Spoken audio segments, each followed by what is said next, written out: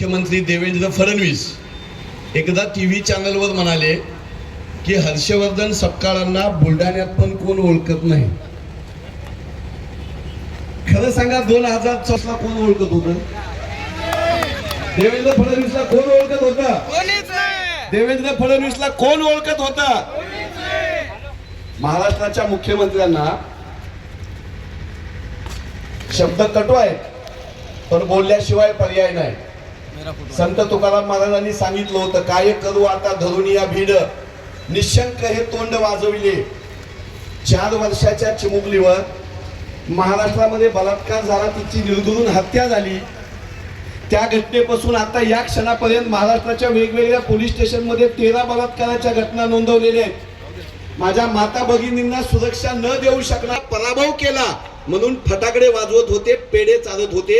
यांना लाजा वाटल्या पाहिजेत. महाराष्ट्रामधली माय बहीण माझी सुरक्षित नाही आणि एक महिला पडली म्हणून तुम्ही पेढे वाटताय, नाचताय आणि ढोल बडवताय. या भाजपवाल्यांचा हा खोटारडेपणा रस्त्यावर येऊन या महाराष्ट्रामध्ये निर्भीडपणे जर कोण मांडत असेल तर ते हर्षवर्धन दादा सपकाळ, तुमच्या बुलढाण्याचा वाघ. या महाराष्ट्रामध्ये भारतीय जनता पक्ष, शिवसेना आणि राष्ट्रवादीच्या सगळ्या लोकांना मी ज्यावेळेस आलो सकाळी रॅलीच्या ठिकाणी त्यावेळेस डीजे वर गाणं लागलं होतं, एकटा बास एकटा बास. काँग्रेस पक्षामध्ये हर्षवर्धन दादा सपकाळ यांनी भारतीय जनता पक्ष, राष्ट्रीय स्वयंसेवक संघ आणि शिवसेनेच्या जनविरोधी कामाचा जो बुरखा फाडलेला आहे तो आमच्यासारख्या काँग्रेस कार्यकर्त्यांसाठी उत्साह वाढवणार आहे. हर्षवर्धन दादांना बुलढाण्याला आणि ज्या मातीने त्यांना जन्म दिला त्या बुलढाण्याच्या मातीला मी सलाम करतो की इतक्या संकटाच्या काळात निर्भीडपणे भारतीय जनता पक्षासमोर छाती काढून उभा राहण्याची हिंमत तुमच्या बुलढाण्याच्या सुपुत्रामध्ये. शेतकरी सन्मान यात्रा ही शिवसन्मान यात्रा आहे. छत्रपती शिवाजी महाराजांच्या नावानं नरेंद्र मोदींनी, देवेंद्र फडणवीसांनी मतं मागितली. शिवछत्रपतींचा चला देऊ, शिवछत्रपतींचा साथ म्हणाले, शिवछत्रपतींचा आशीर्वाद चला देऊ, भाजपाला साथ म्हणाले. आज छत्रपती शिवाजी महाराजांनी सांगितलेला एक तरी विचार भारतीय जनता पक्षाची मंडळी अंमलात आणतात का? छत्रपती शिवाजी महाराजांनी सांगितलं, शेतकऱ्यांच्या शेतातल्या देठालाही हात लावायचा नाही. शेतकऱ्या कशी उभा राहील शेतकरी याच्यासाठी शिवाजी महाराजांचं स्वराज्य उभं राहिलं होतं. त्या महाराष्ट्रामध्ये आज दिवसाला 16 ते 17 आत्महत्या होत असताना देवेंद्र फडणवीस नावाचा माणूस म्हणतो आम्ही कर्जमाफी करण्यासाठी अभ्यास समिती बसवली. माझा रोज शेतकरी बांधव इथं जीव सोडतोय आणि तुमचं 1 वर्ष झालं अभ्यास संपला नाही. मग अभ्यास नव्हता तर मुख्यमंत्री पदावर बसायची घाई कशासाठी केली? सोडून द्या मुख्यमंत्री पदाची खुर्ची. या देशातल्या शेतकऱ्यांना जर वाचवता येत नसेल तर तुमची खुर्ची तुमच्या पक्षाच्या आणि तुमच्या कुटुंबाच्या भल्यासाठी आम्ही दिली का? अमेरिकेसोबत करार केला. या सन्मान यात्रेची शेतकऱ्यांची आपण काढलेली आहे, संघर्ष यात्रा नाव दिलेलं आहे. त्याच्यामधली मुख्य पहिली मागणी आहे, अमेरिकेसोबत केलेला करार तुम्ही रद्द करा. नरेंद्र मोदी नावाच्या माणसाने काय भानगड आहे, काय घबाड तिकडे अमेरिकेमध्ये त्यांचं अडकलंय माहित नाही, पण ते डोनाल्ड ट्रम्प नावाचा माकड माणूस बस म्हणलं की आपला हा पंतप्रधान खाली बसतो, उठ म्हणलं की उठतो, नाच म्हणलं की नाचतो. शेतकऱ्यांचं सोयाबीन, शेतकऱ्यांचा कापूस हा आता अमेरिकेतून आपल्या इथल्या मिलवाल्यांना येणार आणि इथला सोयाबीन उत्पादक शेतकरी देशोधडीला लागणार, इथला कापूस उत्पादक शेतकरी देशोधडीला लागणार. नरेंद्र मोदी चकार शब्द बोलले नाहीत, अमेरिकेपुढे नांगी टाकली आणि त्या करारावर सह्या केल्या. येत्या काळात या करारामुळे माझ्या बुलढाणा जिल्ह्यामध्ये, विदर्भ, खानदेश, मराठवाड्यामध्ये शेतकऱ्यांच्या आत्महत्या वाढणार आहेत. नरेंद्र मोदी बोलायला तयार नाहीत. रशियाकडून तेल घेऊ नका म्हणले, आम्ही ऐकलं. पाकिस्तानवर बॉम्ब टाकू नका म्हणले, मोदींनी सीज फायर केलं. गॅट करार आणला, आता हा नवा करार आणला आणि आमच्या शेतकऱ्याला लुटायचं काम केलं. पण 56 इंची छाती काय बोलायला तयार नाही. या देशामधल्या शेतकऱ्यांना लुटायचं षडयंत्र हा करार आहे. या कराराच्या विरोधामध्ये दिल्लीमध्ये राहुलजी गांधी आणि महाराष्ट्रामध्ये काँग्रेस हर्षवर्धन दादा यांच्या नेतृत्वामध्ये लढते. नरेंद्र मोदी, देवेंद्र फडणवीस अमेरिकेसोबत केलेल्या या शेतकरी करारावर चकार शब्द बोलायला तयार नाहीत. आणि तुमच्या इथले जे आमदार, खासदार कोण असतील या मंडळीला तर ह्याचं स्वयंसूतक सुद्धा नाही. नगरपालिकेच्या कामात आणि सरकारी कामात टक्केवारीमध्ये पैसे घेऊन आपल्याच घरं भरण्यामध्ये इथल्या सगळ्या आमदार मशगूल आहेत. यांना तर माहीत सुद्धा नाही की इथला शेतकरी, कापूस उत्पादक, सोयाबीन उत्पादक शेतकरी आज लुटला जाणार आहे. निवडणुका लागल्या की भाषण द्यायला यायचं, निवडणुका लागल्या की हेलिकॉप्टरने यांचे दौरे येतात, फडणवीस येतात, शहा येतात, मोदी येतात, पंकजा मुंडे येतात, तटकरे, सगळी मंडळी येतात. पण माझा शेतकरी ज्यावेळेस अमेरिकेसोबतच्या करारानं लुटला जातोय त्यावेळेस त्यांच्यातल्या एकालाही यायला वेळ नाही. काँग्रेस पक्ष निवडणुका नसताना तापमानामध्ये आज रस्त्यावर आहे. या महाराष्ट्रातली जनता उघड्या डोळ्याने बघते. म्हणून आमच्या निम्म्यापेक्षा जास्त महिलांच्या पगारी बंद केल्या. लाडक्या बहिणीचं नाव दिलं, निवडणूक आल्या की 1500 टिकल्या आमच्या हातावर दिल्या. माझी लाडकी बहिणीला सोयाबीन दुप्पट वेगात घ्यावं लागलं महाग. तिच्या लेकराला शिक्षण महाग केलं, दवाखाना महाग केला, प्रवास महाग केला, तिकिटाचे दर वाढवले, साखरेचे तांदळाचे दर वाढवले, कपड्याचे भाव वाढवले.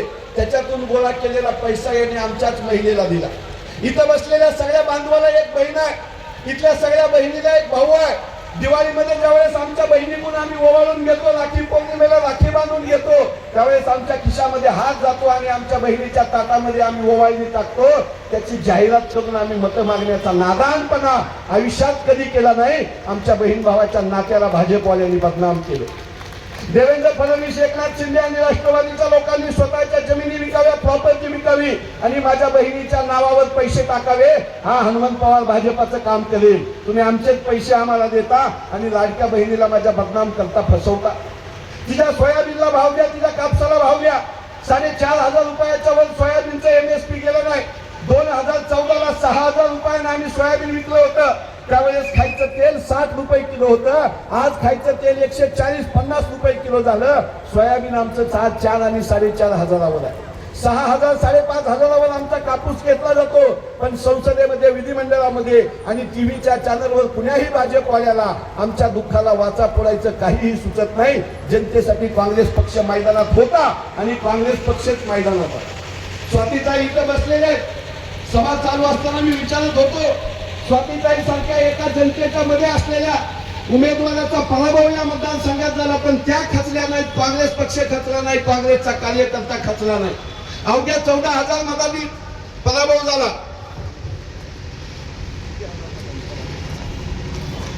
17,000 मतं ताईंना कमी पडली. 313 बूथ आहेत दादा या मतदारसंघात. एका बूथवर फक्त 40 मतदान आम्हाला वाढवायचे. 2029ला हर्षवर्धन दादांच्या आणि राहुल बोंद्रे साहेबांच्या नेतृत्वात स्वातीताईला गुलाल लागल्याशिवाय राहणार नाही.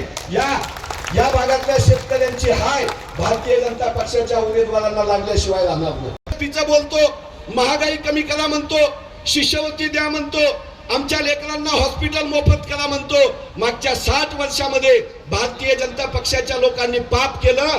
या सरकारी दवाखान्यामध्ये मोफत असलेला उपचार सुद्धा यांनी बंद केला. आता आम्हाला तिथेही पैसे भरावे लागले.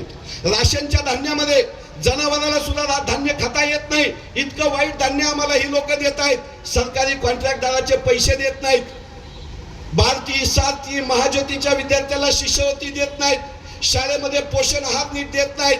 आम्हाला प्रवास करण्यासाठी एसटी नीट नाही. मात्र 10-10 हजार कोटी रुपयाचं विमान नरेंद्र मोदी आणि या देवेंद्र फडणवीसांना फिरण्यासाठी आहे. हे श्रीमंतांचं सरकार आहे. हे गरिबाची मतं घेण्यासाठी जातीच्या आणि धर्माच्या नावावर हे भांडण लावतात. आमचे मोठे बंधू यशपाल भिंगे साहेबांनी सांगितलं की हा महाराष्ट्र 18 पगड जातीचा आहे. मात्र याने मराठा ओबीसी वाद लावला, हिंदू मुस्लिम वाद लावला, आदिवासींमध्ये धनगरांमध्ये वाद लावला आणि आता कोणालाच बोलायला तयार नाही. ना मराठ्यांना ओबीसीचं आरक्षण दिलं, ना ओबीसींच्या जातीची जनगणना केली, ना आदिवासींच्या जमिनी घेऊन जाणाऱ्या उद्योगपतींना थांबवण्याचं काम केलं, ना माझ्या मराठा समाजाच्या विद्यार्थ्याला शिष्यवृत्ती देण्याचं काम केलं. माझ्या मुस्लिम बांधवांबद्दल तर अन्याय करण्यामध्ये यांना कोणता आनंद वाटतो माहित नाही. उठता बसता हिंदू मुस्लिम करतात. पण माझ्या मुस्लिम बांधवाच्या पाठीशी सुद्धा काँग्रेस पक्ष खंबीर उभा आहे. या शहरातल्या, या जिल्ह्यातल्या नागरिकांना माझी विनंती आहे की तुमच्या बुलढाण्याचं नाव दादा ज्यावेळेस आम्ही चॅनलवर ऐकतो त्यावेळेस पहिला आम्हाला टीव्हीवर संजय गायकवाडचा चेहरा दिसतो. इतका बदनाम आमदार तुमच्या जिल्ह्यामध्ये आहे. या बुलढाणा जिल्ह्यामधल्या मतदारांना माझी विनंती आहे की असली लोक निवडून देऊ नका ज्यानं तुमची बदनामी होईल.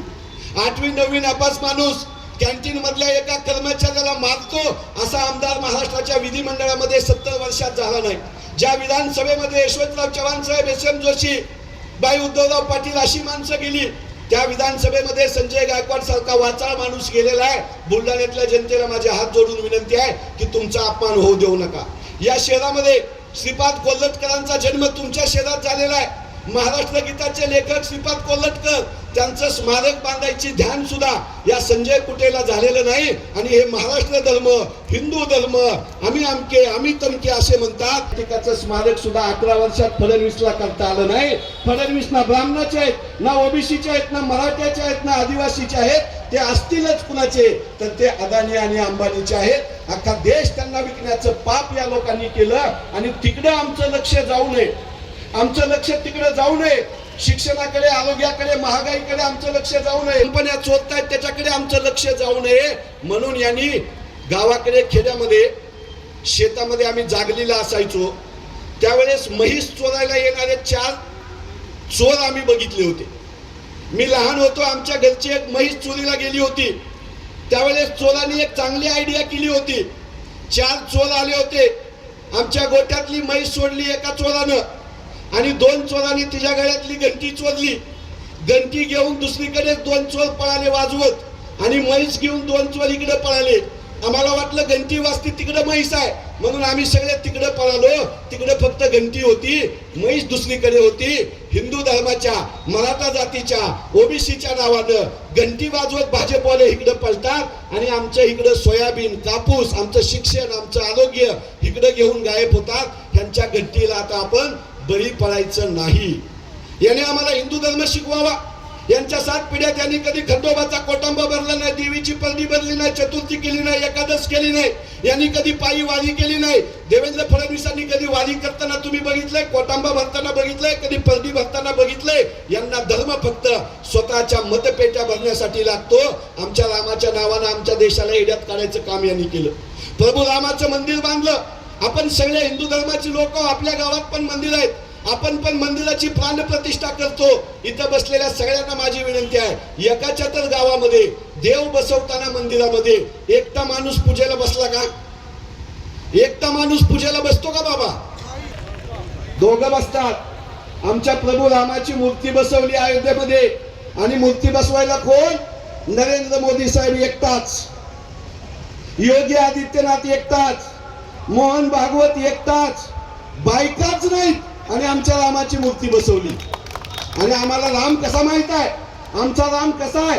माता सीतेला डाव्या बाजूला घेतलेला, उजव्या बाजूला लक्ष्मणाला घेतलेला, समोर हनुमंत बसलेला, असा कुटुंब वत्सल राम आमचा आहे. यांचा राम हा यांच्यासारखाच एकटा आमचा राम. आम्ही कसं सगळ्याला धरून चालतो तसं सगळ्याला धरून चालणारा यांचा रामाशी संबंध नाही, यांचा हिंदू धर्माशी संबंध नाही.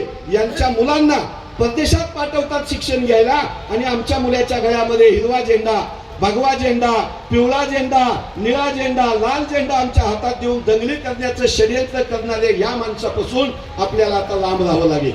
काँग्रेस पक्ष मैदानात आहे, हर्षवर्धन दादा मैदानात आहे.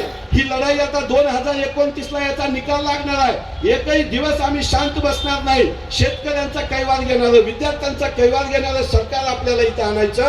खासदार राहुलजी गांधी असतील, मल्लिकार्जुनजी खरगे साहेब असतील, संसदेमध्ये आवाज उठवत आहेत. महाराष्ट्राच्या विधिमंडळामध्ये काँग्रेसचे आमदार फक्त भाजपाला भांडत आहेत. या महाराष्ट्रामध्ये खरा विरोधक जर कोण असेल भाजपाचा तर तो काँग्रेस पक्ष आहे. काँग्रेसने या देशामध्ये लोकशाही आणली, संविधान आणलं, दवाखाने आणले, शाळा आणल्या, कॉलेज आणलं, राशनची व्यवस्था आणली, लसीकरण आणलं. यांनी आणलंच असेल तर दंगली घडवल्या आणि मंदिराच्या नावावर आमची डोके फोडायचं कारस्थान यांनी केलं. हे सगळं ज्या संविधानातून आम्हाला मिळालं ते संविधान सुद्धा यांना हाणून पाडायचे. म्हणून रोज महाराष्ट्रामध्ये जाती धर्माच्या नावानं भांडण लावतायत. महिलांवर अत्याचार वाढलेले आहेत, विद्यार्थ्यांच्या अडचणी होत आहेत. या सगळ्यांवर उत्तर शोधण्यासाठी भारतीय जनता पक्षाच्या आणि RSSच्या विरोधामध्ये आपल्याला बोलावं लागेल, आपल्याला भांडावं लागेल, संघर्ष करावा लागेल. तो संघर्ष काँग्रेस पक्ष हर्षवर्धन दादांच्या नेतृत्वामध्ये करतोय आणि ते बुलढाण्यामधलं नेतृत्व आहे. तुमच्या बुलढाणेकरांना सलाम करतो. सगळ्या विधानसभेमध्ये 2029ला काँग्रेसचा झेंडा फडकेल आणि मुख्यमंत्री आपला माणूस काँग्रेसचा माणूस असेल. जय हिंद, जय महाराष्ट्र.